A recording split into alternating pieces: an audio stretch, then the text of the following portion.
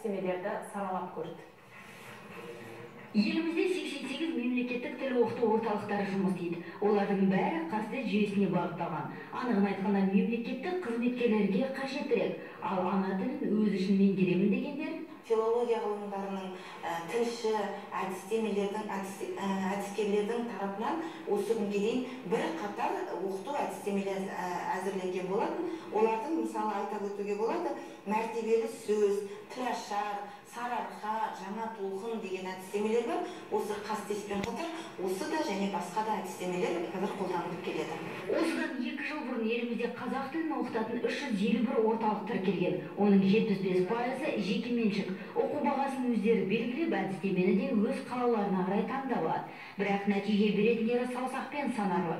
Солардың бірі Талғар қаласында орналасқан тіл класы. Жетекшісі Нұрсұлу Жанқабаева ана тілімізді оқытуда қазіргідей сұранысқа ие боламын деп ойламаған.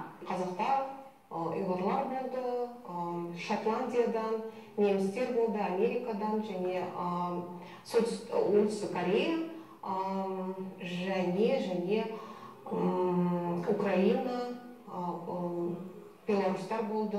Ең аз дегенде 3 айда сөйлейді.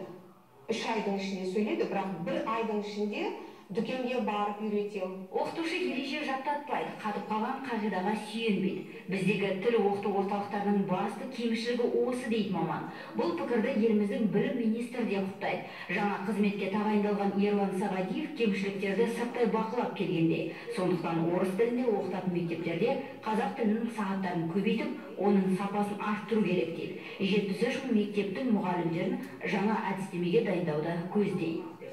Бізде ана тілімізді жан-жақты жедел тиімді үйрететін әдістеме жоқ. Кейбір елдерде, мысалы ағылшындарда, финдарда өз халқының тілін өздеріне және басқа ұлттарға 4-6 ай ішінде үйрететін тиімді әдістемелер бар. Осындай әдістемелердің жоқтығынан біздер мектепте қазақ тілін айлап, жылдап оқытсақ та тиісті нәтиже шығара алмай келеміз. Сондықтан қазақ тілін жедел меңгерудің әдістемесін жасауымыз керек. Осы мақсатқа ғылым бағдарламасының маңызды бөлімі ретінде тиісті қаржы бөлу көзделіп отыр. Құптарлық бастама. Өзге ұлтты айтпағанда өзіміздің орыс тілді қара көздері талпынса да ана тілімізде сөйлеп кеткендері шамалы. Бірақ қажеттілік бар. Оны онлайн жүйеде оқытатын сөйле KZ сайтынан да байқауға болады. 40 мыңға жуық адам ниеттенген. Түйін бір, қазақ тіліне деген сұраныс артып келеді, бірақ нәтижелі әдістеме әлі де болмай тұр. Үміт жаңа министрде. Өз айтқандай мұғалімдері шетелдерге барып, ондағы тілді үйретудің тиімді әдістемелерімен танысса, жағдай оңалар.